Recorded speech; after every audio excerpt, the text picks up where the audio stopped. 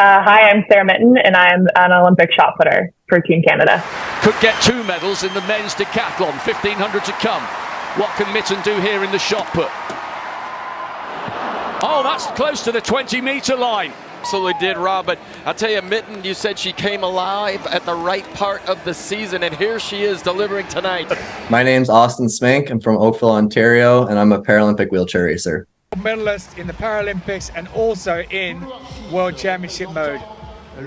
Austin Smeenk took a bronze in the 400 meters. Some may have thought that was a bit surprising. It certainly wasn't, because he was magnificent.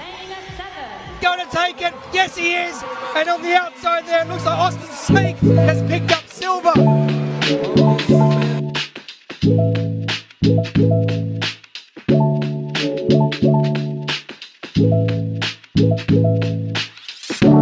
I mean, I can start a little because I am a nerd and I did some research. Despite knowing Austin, I was sitting at my table and I was like, barely know some of the stuff I've done.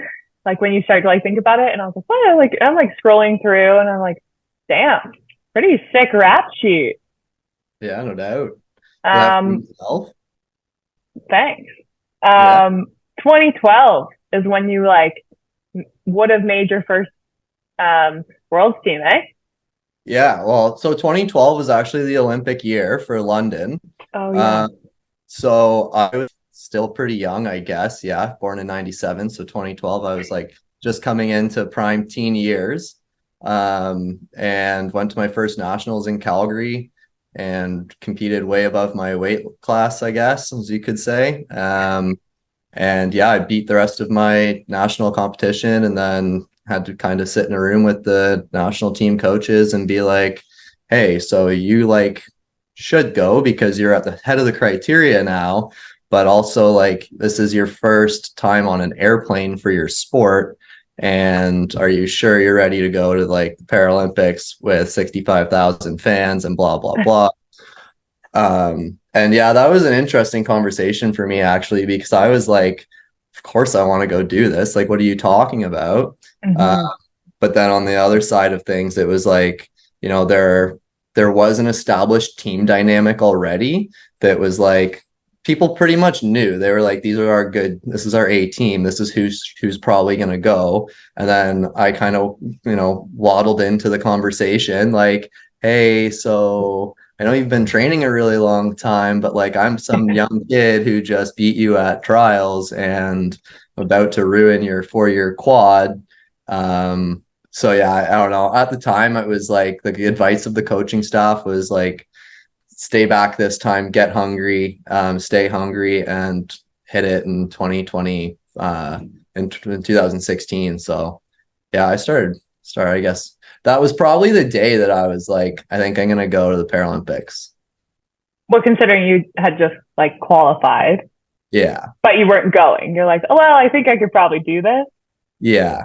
Yeah. Cause I think I knew that I was had some talent and that I had already been doing the sport recreationally, just was a little young kid with a physical disability that wanted to do sports and was at one point doing sledge hockey, wheelchair basketball, and wheelchair track, and didn't really know if I was able to excel to a world championship or a Paralympic level in any of them until kind of that year where it was had some breakthroughs in track, and the coaches kind of sat me down and said hey, if you back burner hockey and basketball, you can probably go to the Paralympics for this. So yeah, crazy.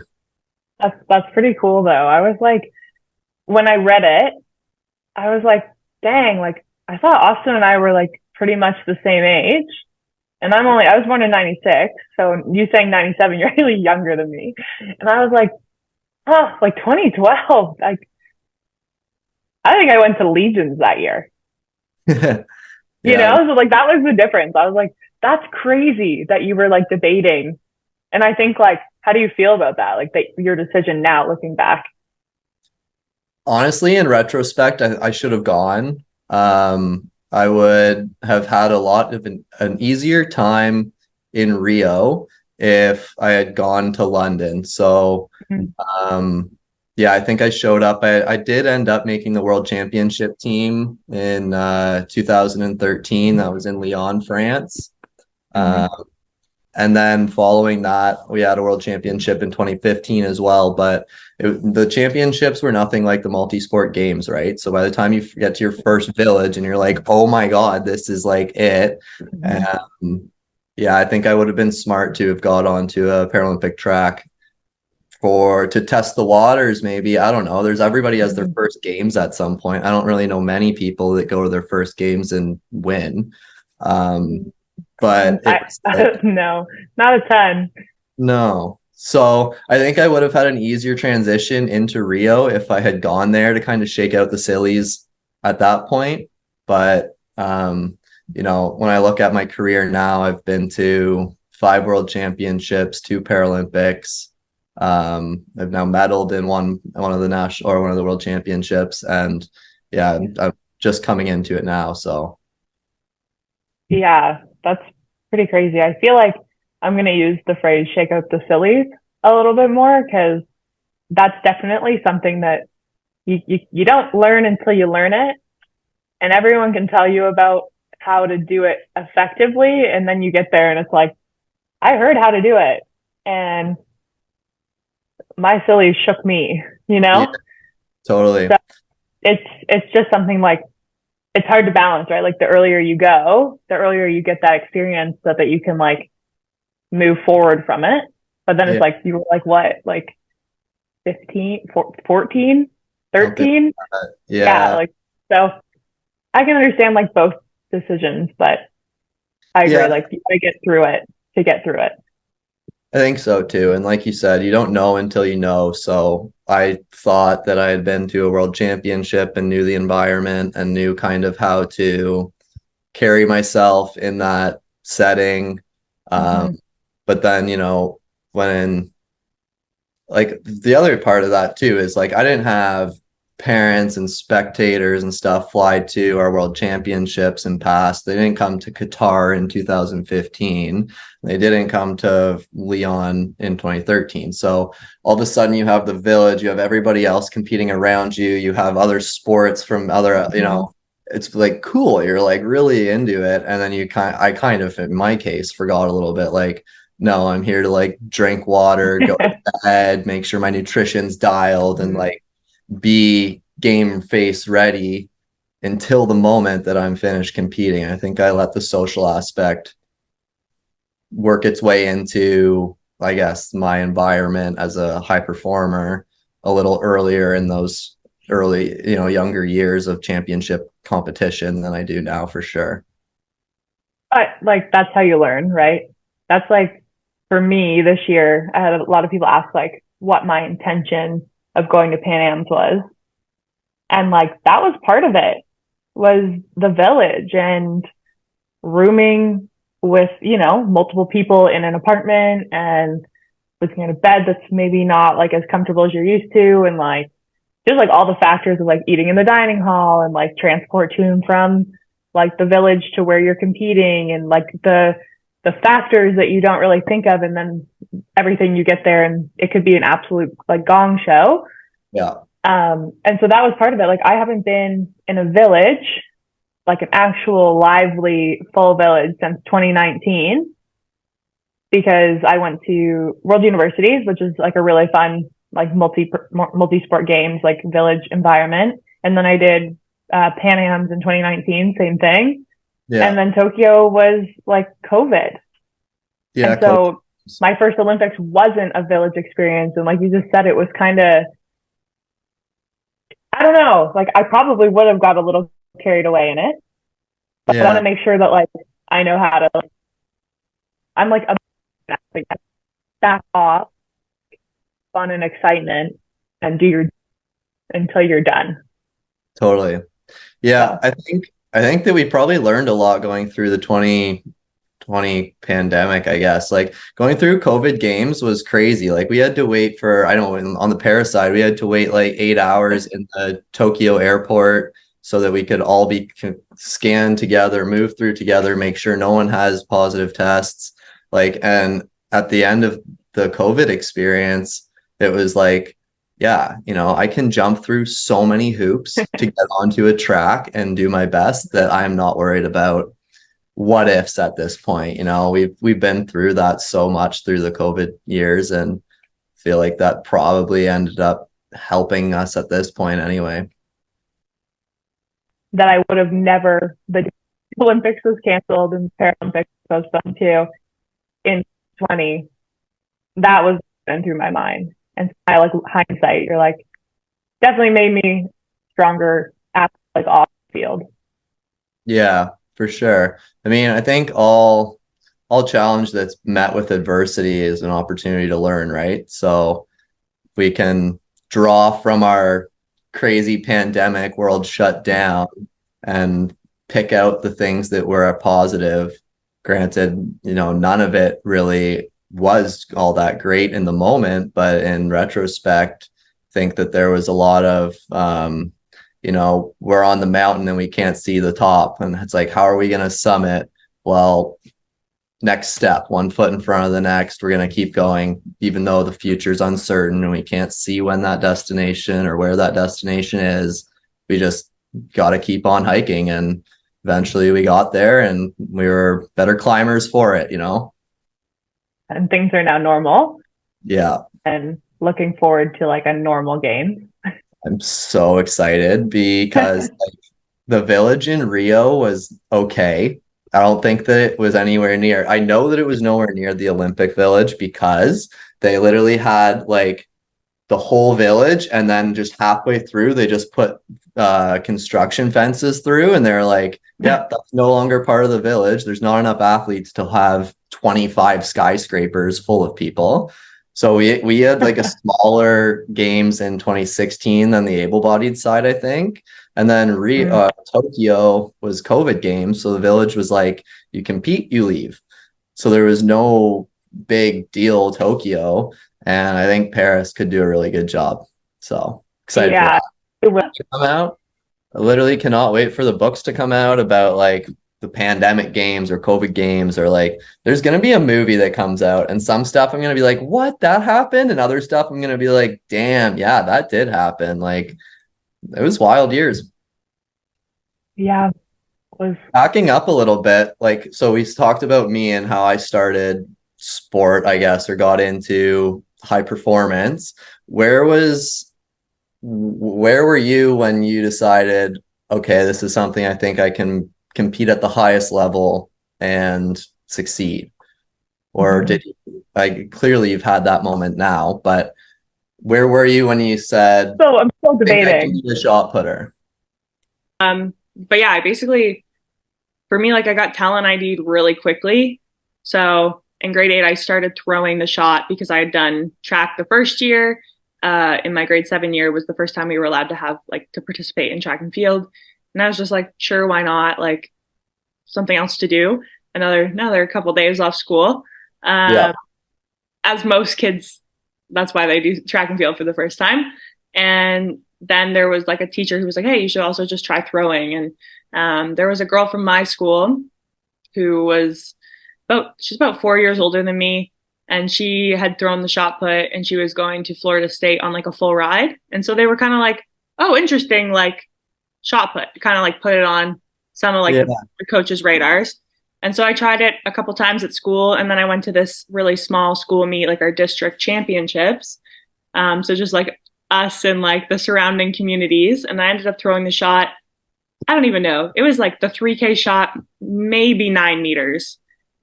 Not impressive by any means, but there was like a coach there who worked at like a surrounding community for a school. And then she also worked with a track club there.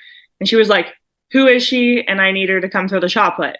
And so from like that moment, I knew like I was probably going to be okay at shot put. And it was something that I should probably pursue. I'd never been like picked out of the crowd so quickly for something. So I was like, oh, like, clearly I have a knack for this. Yeah. I would say like the moment that I knew that I was going to be an Olympian was probably not until a lot later. I kind of like progressed through my years, just kind of like picking away at it. Like every time I would get a little bit better, I could go to like that next level. Yeah. So it was like really slow long, patient growth. And then by the time grade 12 came around, it was like kind of figured out like I wasn't good enough to go to university in the States. So I was like, and at the time I was like, okay, you have to go to the US to like go to the Olympics. Yeah, it's all Canadians in high school are like, oh, if I don't go to the States for university, like I'm pretty much retiring from sport. Right. I was like, that means that like, if I'm not good enough to compete in the NCAA, like, where's my shot at the world? Yeah. And it's unfortunately like a really big misconception. Yeah. But, so I ended up staying in Canada because I was, just at the level to kind of join the U Sport system. And with that, I basically like moved on year by year, just like picking away at it still. Like my first year I qualified for U Sports, fouled out, like different things. Like, so yeah, not really like a star athlete in the shot put, like notable, could see the potential, but like wasn't really like winning anything that was giving me that faith that I was going to be like a superstar shot putter. And then, fast forward a little bit, I ended up going to this camp where I met Richard. I started throwing like the shot with him, and he like was like, hey, maybe you should try to rotate. Yeah. And this was 2015. And my coach at the time, who I was still working with from high school, was like, no, like we've just worked for like 10 years to get her like good enough to glide. Right. Like, let's not mess things up. Yeah. So, I mean, Austin, Richard, like he doesn't really take no for an answer a lot of the times when he believes in something. And so that day she went in to like write her exam for like her coaching course. Yeah. And I started spinning. Yeah. And by the time like we were out there for about an hour, I had already thrown like relatively like the same distance that I threw with the glide. Yeah. But then like that was it. Like I was going back to Windsor. I didn't think I was going to start spinning by myself. Like my coach in Windsor didn't want me to spin. So there was just like a lot of like, okay, that's great. But like back to real life. Yeah. And then I started working with Richard in 2017 for the summer. And we started talking about like that decision. And obviously we had already had that moment where we knew that I didn't know the full potential. And then he kept me as a glider because I'd never made like a senior national team, and FISU was that year. And I really, really, really badly wanted to go to FISU. And I was super close to the standard. So he kept me gliding. And then the following year in October, immediately was like, if you're going to continue this, you need to spin. Yeah. And so I was sold from the first time, but it just happened so quickly that like I started spinning, and then I threw the same distance as my current PB. And then the time that I knew I was going to be Olympian was I was in Europe on like a next gen sort of Athletics Canada trip. And we were doing like so many meets. I was trying to make the NACX standard. We were just all trying to hit cap standard. Like we were just hammering out meets. It was like probably like a stupid amount of meets. It was like, sometimes it would be like Monday, Wednesday, Friday. Damn. Just cause like you could throw that much. And so we were just like throwing the shot. And every time I competed, I got better by like 50 centimeters. I was like, oh my God, this is like the best thing ever. I was like, one day I threw like 1650 when I first got to Europe, and I left Europe with like 1783 or something. Crazy. And I was like, that's over the old Olympic standard. I like have a video of myself like holding my camera and being like, Richard, I just threw the Olympic standard, and it was the former Olympic standard. Yeah. And the next year the Olympic standard went up to 1850, but I had gone on like that same summer to throw 1852, and like it completely like changed my trajectory. Like I was like, now I'm not consistently there, but I'm able to be there with these girls. And it was just like within the span of a couple months, I was like, wow, I'm a world-class thrower now. This is crazy. Yeah. No, it opens the door, right? Right? Like it's crazy how a few of those breakthrough performances just really set you up to be a part of a new, really a new group. Like there's been so many times that I don't know. It's like buying a really fancy outfit. It's like that's now you have that standard and now you can go to those events and you did the work and you find those breakthroughs. And sometimes it takes like a big commitment or change that is for sure uncomfortable, but it like shows you that there's so much potential on the other side of it. I can relate to that so much so through wheelchair racing, even because going up through Paris Sport, we have a couple obstacles, some of which are you need a high performance, lightweight racing chair. Is actually the biggest deal. And when you're coming up in sport, you end up using whatever racing chairs are left behind by the previous generation of that era or a neighborhood, I guess. So me in Toronto was very lucky that there was a bunch of old clubs that a bunch of chairs and equipment that I could use. But then once I got into a chair that fit me correctly, that was like, okay, we just like popped off and there's like big PBs, like 1 second PBs, and that were happening all the time. And you're like, whoa, like this is kind of cool.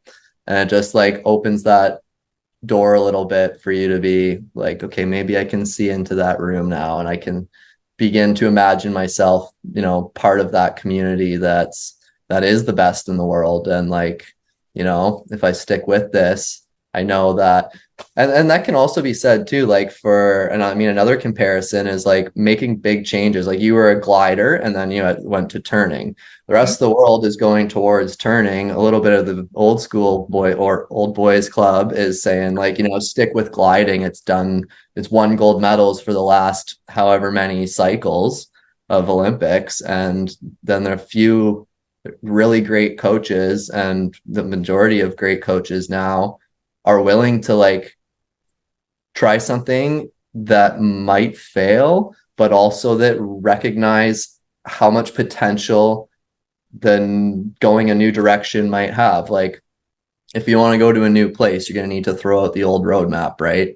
So, and it's if like you're going into the future a little, it's like it, and especially because like some of those changes take time, right? for So sure. it's like the good of tomorrow, but you have to be uncomfortable sitting out for some times. Totally. It might take a little longer because it's new and like, but is it going to make you better next year and even better next year than you would be if you did the same thing? Totally. Sometimes it's worth taking that step back to get 2 steps forward. Yeah. But you did that, right? Yeah. I mean, like Oh, there's a lot to be said, I think, about granting yourself permission to fail and taking those risks and, you know, trusting your intuition a little bit. And then sometimes it might even be trusting a coach that says like, look, you need to start turning and you need to start doing it now. Or, hey, move across the country and leave all of your distractions behind and like go and be an Paralympic wheelchair racer. Just do that for a little while and see what ceiling you can reach, right? Like, how's that working out? so far, so good. So far, so good. How is Jeff? Jeff as well. Good. He's great. I hear he talks with your coach, Richard, all the time. Yeah, they're buddies. So, yeah. No, it was good. I got to see his fiance this past week at the RBC training grounds. But yeah, I miss him. He's not around as much anymore, but you guys got him all tied up and he's busy, you know, winning medals and changing the future of para sport. Yeah, Jeff's doing great out here. I mean, he's learning fast and he's keen to learn more and he's putting some really cool pieces together. We have there's a couple more para athletes out here this year, and if we were a freestyle ski team, we'd be landing new tricks all the time right now. It's really cool. Cool.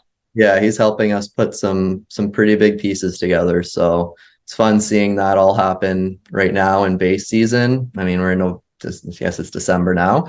But yeah, stuff's coming along really well. It's fun for you and sad for me because you keep taking people from the East Hub to the West Hub. Like first it was you, and like I was happy to get rid of you because you're a pain in the butt. But, you took Isaiah, you took Nan. I was like, those are my guys. We were in the weight room every day together, and now they're gone, and they're both doing so much better. But I'm just like, gosh, couldn't you do it here so that we could still be friends? I think it's so funny because there are literally athletes that have come from the west coast of Canada to the east coast or to the east hub to train in Toronto, and they're like, this is the spot. This has made such a difference for me. And then they have all the people from Toronto now that went to the west hub and were like, yo, this is the spot. This is what's working.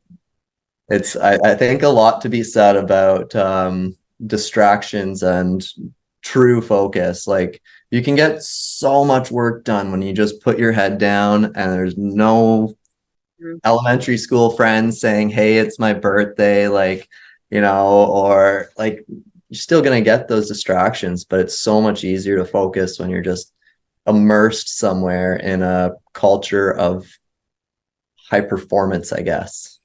For sure. But I think that's the piece that that's the sacrifice, right? Like the choice, and it makes good to great. So, I mean, everyone who's been in high performance sport has definitely sacrificed social life, different pieces. And I definitely believe you choose to be here. Nobody is forcing you to do this sport. The sacrifices are for your own greater good. Yeah. But without them, you really got to be all in. Yeah. It makes a huge difference. There are some crazy people that are maybe super extroverted that can do it all. But I think the majority of the people, you need to have that inner focus, and it's got to come from being super disciplined. Yeah. Yeah, I totally agree. I don't like the personal oh my goodness, I'm looking for a synonym. I don't like the way to describe, everyone says, oh, there's so much sacrifice. And it's yeah, totally from your perspective. But from my perspective, these are just choices and decisions that I've made to say, okay, I want to go here and I might need to, leave those things behind in order to do that. And I think that a lot of stuff that we do sacrifice now, or make a decision to sit out on at this point, most of that will be there in the future. Obviously, there's going to be some weddings, there's going to be some birthdays, there's going to be, tons of stuff that happens, especially given the nature of being a high performance athlete, or that high performance athletes are typically between 18 and 30. So there's a lot of stuff that happens in your life between those years that you do have to sacrifice or maybe miss out on. But I mean, in order to climb the highest, you want the lightest kit. You were captain of the most recent World Championships on the able-bodied side. I was the captain of the World Championships on the pair side. What was your team dynamic like? What was the best part of being a captain? Did you enjoy the role? I'll let you take it. I did. I was super nervous to kind of step up to it. I feel I don't know, when I first got asked, knew that I was in a position to have a really good year, but I still, how it is when you're on a team and anyone there is also an incredibly phenomenal athlete and has an inspiring story and has been around the block. There's so many people to choose from.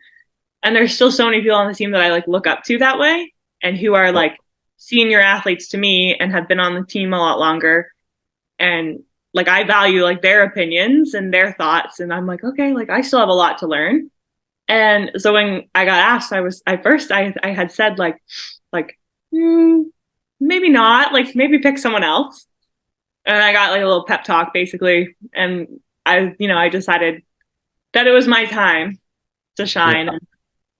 Then they told me I was going to be captains with Marco. Nice. So Marco and I have come up through the ranks kind of together. And so I was that's pretty special for me. And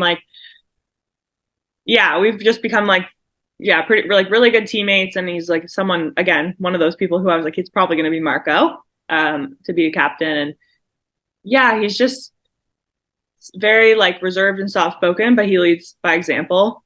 And so I thought it was a really like very cool honor to step into, kind of only as it was like my third world championships. But I feel like it also gave me like a little extra like push to want to go out there and like show how to do it. And so it was good. Like I obviously wanted to win a medal before, but for me, the coolest part was like it happened, but it happened like minutes after Marco won his. And so we had won 2 medals previous to that, or a couple medals previous to that, and like the vibe of the team was electric. Like Ethan Katzberg coming out and winning gold, Cameron coming out and winning gold. Like there was like everyone was just hungry and super excited to like get like to put together like a solid world championships like for themselves, but also for like the team. And so on the night that I competed, I got to watch like Marco run from the inside. Like I was competing. I think I was probably on like my 4th or 5th round throw at the time. And I was like seated okay, but I was struggling a little bit out there. And then when Marco finished and got a gold medal, like I literally, Richard and I were like chatting and I was like, he's like, now it's your turn, like go get that. And I felt so like uplifted, but I also didn't want to get left behind. So I was like, yeah, we're captains. Like I got to do that too. And I went out and I had a great throw. And it's cool to see like, for me, like not only being a captain, but like Marco was a captain, like my captain, and it pushed me to do better. And then the same night, like Pierce and Damien won first and second. So it was just like a very like the team dynamic was incredible, and like we have one of the best world champs. So like very honored to be that captain of that team. What was yours? I have a very similar experience to you. So when they selected me for team captain, we were at our training camp in Barcelona staging to move into Paris for our championship. I knew that I had put together a really strong season. I was in great shape. I was, looking like a contender for podium, where I haven't been before. And when I was asked, I did the same thing. I was a little bit like, I'm really here dialed in on myself, focused on myself. I am a very social guy. I think I'm pretty easy to get along with. And, I do enjoy the social side of the team as well. But I was very much so like, I am in this part of the world to do one job, and it is to, do a fantastic track performance and get on the podium.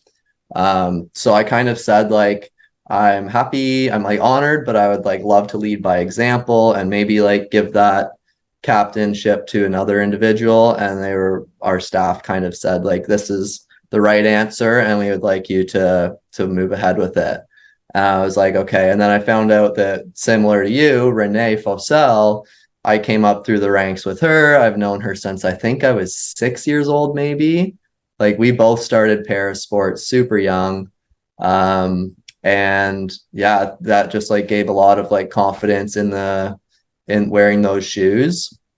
And once competition started, we had the exact same experience. Like somebody else medaled in front of me and I was like, let's go. I am starving for that. And then I raced and I went and won a medal. And then somebody was right after me and they were in the call room while I was competing, and they came out onto the track and saw the board right before it changed. And they were like, okay, now my turn. And we had this like really uplifting team spirit the whole championship, where I think like we saw a lot of people pop off, and it was like one of the best teams that we've had. And I wouldn't even say pop off, like people just rose to the challenge, like allowed themselves to fail, granted themselves permission to try their best and see where the cards land. And yeah, for some we had incredible success, and for others we had incredible learning, and it was a really cool experience. I really do think though, like wearing those shoes, like it does like kind of raise you up a little bit. You're like, I have to like show my teammates, or like I have to honor this role, I guess. Like I just want to be, yeah, the best skater on the ice. Like when you're wearing the captain, it's the C on your jersey, you're like, I better be all that. Like No, it's tough. Like when I got first asked, I kind of felt that way. I felt like an associated like pressure with it. Like you talked about, like a bit more of like a social pressure because I wanted to stay focused on my task because I knew like I was in a really good position at the same thing that you were talking about. And I was like selfishly like didn't want to give any of that away. And I yeah, didn't realize how much that would give to me. yeah, And so once we got through the like, you know, having to talk in front of the entire team and give a little speech, I yeah, felt like immediately the same as you were saying. And like just that like, I don't know, like imagine, and I'm sure it's happened and there's nothing wrong with it, is like being a team captain is more than what you do on the track or the field. yeah. But I think just like it just depends on like your personality. But for me, like I feel like it's definitely like a lead by example. Like I'm not a big extroverted person that you're gonna like notice on like the team. I like to keep, especially on like moments like that, I like to keep to myself. So like for me, it was definitely like that motivation was lead by example and just go do what you need to do. But Yeah. I'm just really excited. Like, I mean, just hearing that from you and like knowing how deep the teams are becoming and hearing how much like it pulls like performances up, like headed into Paris, like it's exciting to have the track and field team, like athletics doing so well. Yeah. I think too, like athletics is such a neat melting pot because we have like the track events, the throws, the jumps. And then it gets even crazier when you throw in all the different disabilities that you can have. But it is so cool to see that, like, we are all individual athletes that compete under one umbrella of athletics. And I think that in the earlier days of development, totally, you're all teammates. You're all just track and field runners. You're on the NCAA team with whatever university you're running for. You're just a team. But then right when you go into like the Olympic level and the Paralympic level, I think maybe a piece of that goes away and you really realize like I am in an individual event and I need to like do my own thing and it's me, me, me, me. Because I'm the only one responsible for the performances at the end of the day.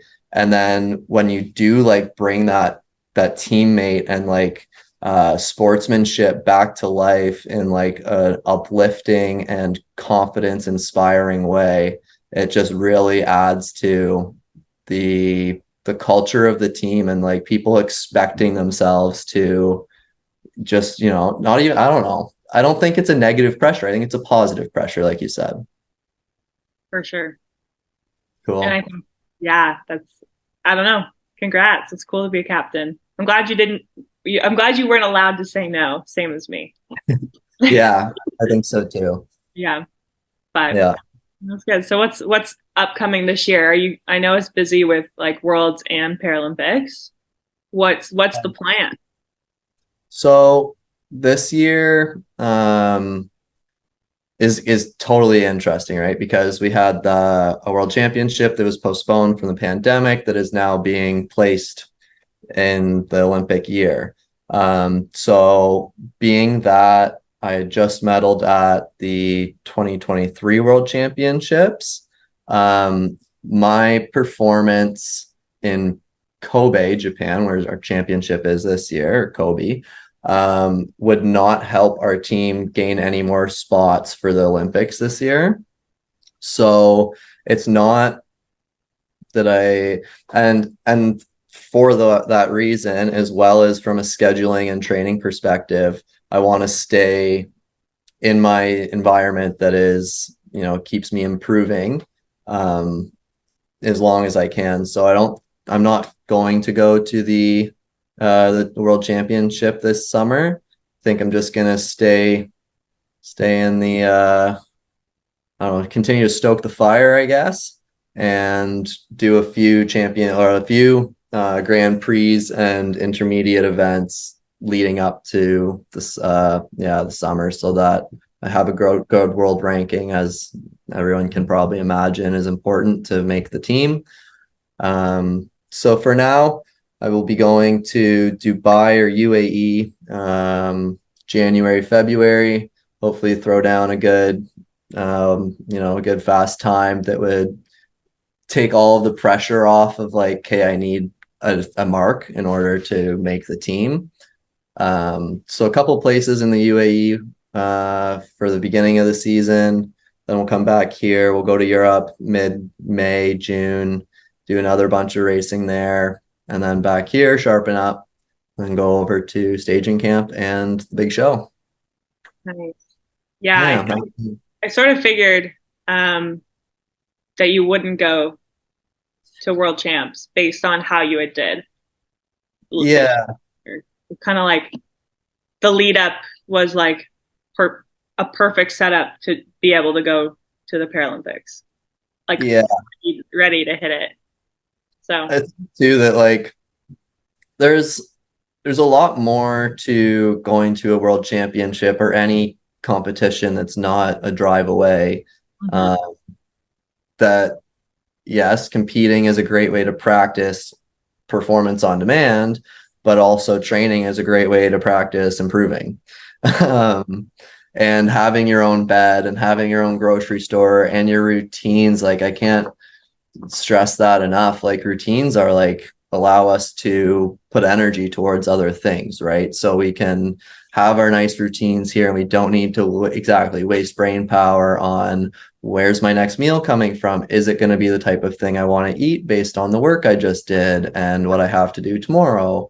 So I think that there's a lot, like I said before, like you can get a lot of work done with your head down. And I think that in this season, especially, being it that I have made a podium, but not to the top level yet, I would like to put in as much work as I can in the amount of time that I'm given and see what heights we can reach, you know? Yeah. No, I think it's really critical that like you get to a point where you have to prioritize. I am very bad at that. I like to do it all and trying to reel it in a little. But I feel for you though. Like I hear you. I also talk out of both sides of my mouth though, because I'm like, if I had competitions every week that were like I'd go. If it was funded and I could go everywhere, I'd go everywhere. I would just like compete all year round everywhere in the world. Yeah, it's a tough sell. Yeah. Especially slightly different. Like for me, that's like the only way I have an income is going to some of those. And so like, but you have like, again, with that, it's like choices. What do you want at the end of the day? Like I want an Olympic gold medal. And so working back and picking and choosing like what you need to be able to like do that. And sometimes that is the sacrifice. And it's like taking a step back for the greater good. And so, yeah, I'm just trying to like, it's that balance. And I definitely agree with you of like, everything that I get done is better here. Nothing that I do when I'm away is bad. Yeah. But it's just better here. Yeah. Yeah. It's tough. Yeah. There's a lot to be said. I mean, there's a whole second conversation about the sacrifice of earning money while trying to earn a gold medal. You have to decide and tell like just straight up say Olympic gold medal is the priority, and that means that putting 50 grand in my bank by the time I'm whatever age is going to have to probably wait. I'm going to be a little bit more in and out with the money than I am going to be stacking it up. But like that's a choice that we make at this age to do this and see how good we can get while we're still fit and young and have the opportunity. Yeah. I would say unfortunately it shouldn't have to be like sometimes as hard as it is. And that's obviously another conversation for another longer chat. Yeah. But yeah, the funding for like Olympic level sport is low. I mean, We're lucky yes. in track and field that we have such a good like support from the NSO, but the outside first, like there's not a lot coming in for like, I would say even for me, but like for you guys on the para side either, it like needs to see like huge improvements so that it's not paycheck to paycheck or like that big of a sacrifice, because Yeah. it's Well, limits what you can do, and right? yeah, like there's countless examples, I mean, that I know of athletes who have retired that didn't set themselves up for something afterwards either. And they're like, okay, 28 years old with no skills other than I can go around a track really fast. And unfortunately, I didn't maintain relationships with people along the way that maybe could have kept some doors open. And 3, 2, 1, now what do I do? Like, yeah, it's interesting. Yeah. I think you gotta have an exit strategy. Um, What's but the that? game, an exit strategy. Oh, yes. Yeah. Um, yeah, the game, I think it's getting better and better too, but like I know the game plan team works really hard to try to help mitigate that kind of like situation, Hmm. which hope I don't need that for a while. But how long you think you're gonna do it? Yeah, yeah. Yeah.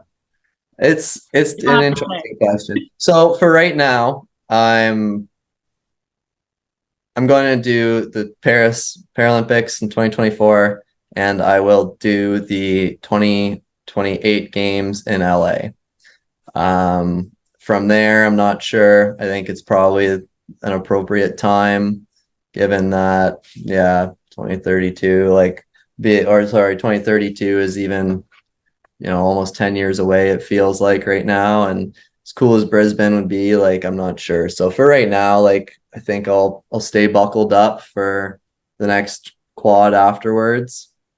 But I'm also gonna maybe take it year by year, knowing that in 2026 it's gonna be like, okay, we're gonna put the sports back on and we're gonna go towards go towards LA. But yeah, we'll see what's up with 2025. And yeah, how about you?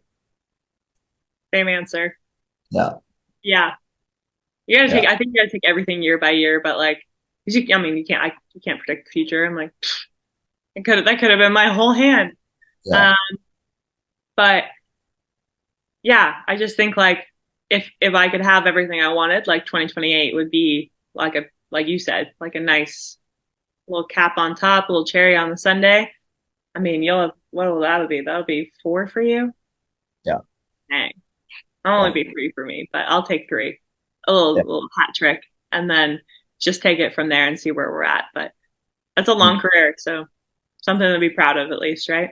Yeah, I mean, it's insane, man. Like, Sarah, dude, I think about how I got in a racing chair at like 7 years old, and how next year that's going to be 20 freaking years that I've been in a racing chair. Like, that's mind blowing to me. That's a long time. That's crazy. Like, I don't know. It's pretty sweet. I can go in ovals pretty fast, but yeah, it's nuts that there's already that length in sport for me, I guess. But you think about it, and it's like, had you never done it, I don't know where you would be, and I don't know where I'd be. But I'm like, changed my life entirely. This random niche sport. If I Yeah, had never found it, yeah, who knows? I'm sure we'd both be successful. You don't have this kind of mentality for life and not find something else that you would be like 110% all in on. But yeah. I yeah, mean, so like, like the power of sport, obviously. yeah, I also think there's something to be said about like the power of like finding your little niche too. Like, you can, yeah, you can go to the Olympics and see the world throwing shot put. You can also make $1 billion a year selling zippers. Like, it's crazy, I right? know. Like, yeah, I always just tell my mom, I'm like, all I do is throw a ball. Like, it's crazy. This life is crazy. it is. I know. It's good It's though. it's so much more than that, but I also find myself in a habit sometimes of saying those things as well. I'm like, yeah, I just, go in circles. It's pretty cool. But it's everything that goes into that. But yeah, it's funny on like the surface level. Yeah, I mean, we're great at dumbing stuff down as athletes. We can take something like throw ball and make it a 15-step process that each thing can be perfected, and each thing can be perfected further from there, like, or improved upon, I should say. Yeah. And at the end of the day, you can bring it back to go out there, have fun, throw the ball. Easy peasy, lemon squeezy.